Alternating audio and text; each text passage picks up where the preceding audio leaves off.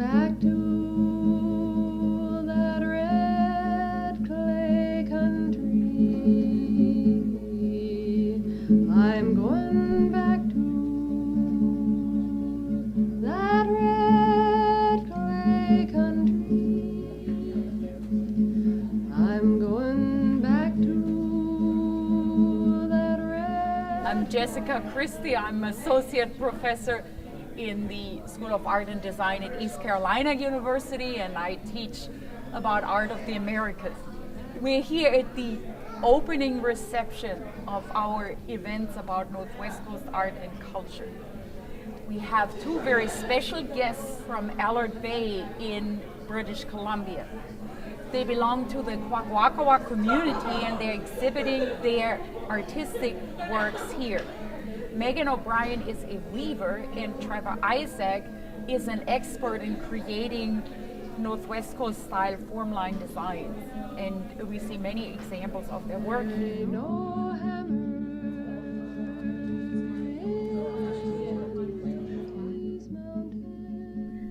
My name is Megan O'Brien. I'm from the northwest coast of British Columbia, Canada. We were invited here as a part of the Umisty Cultural Centre to present our work and be representatives for the community of Alert Bay and the nation of Kwakwaka'wakw people as a whole.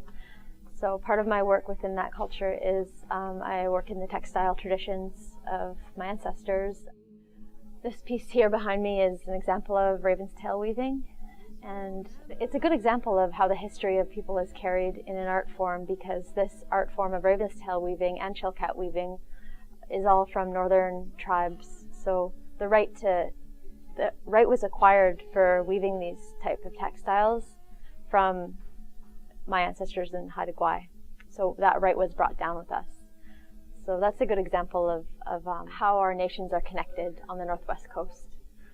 And my role as a weaver is to help maintain and uplift those traditions and ensure that they're passed on to future generations by taking a role with my life today.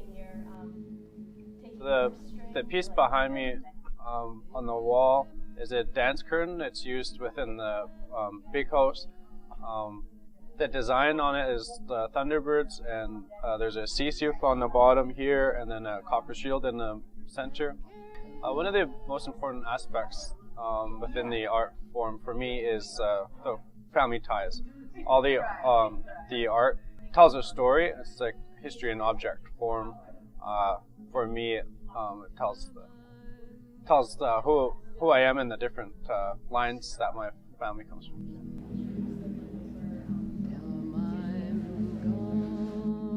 Along the way, we lose things as we evolve. I think, like, we leave things behind, and I want to go back and understand what some of those things are for the weaving and figure out what's of value to bring forward.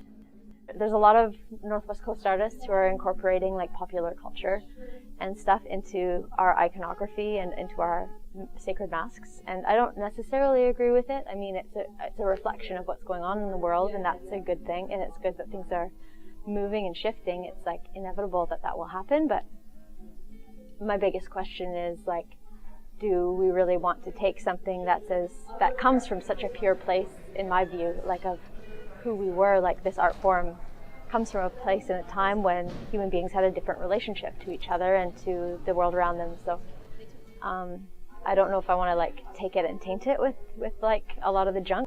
For a while I was doing native art professionally, so it was my main source of income, but since I started working at the museum, I've had a lot less time on the art form. So now I do a lot of art for ceremonial purposes. I think there's a lot of pros and cons, whether it's traditional or contemporary or made for profit or personal gain. My personal take on that is I like to see it as a way to educate the people on the history. We have a very rich culture. Many people study our culture, and it's just a way to educate. For the community of Alert Bay, I can say that it seems like it has a really good balance between creating pieces for cultural and ceremonial use, and the meaning of all of those pieces to the people is still really well understood.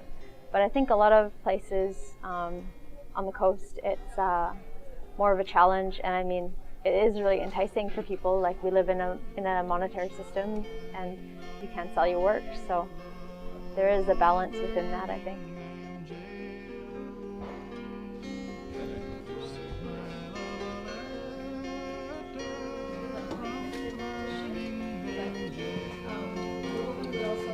You can use any color you like. Vista is roughly means return of something important. But it was used during slave when where people were still having tribal warfare.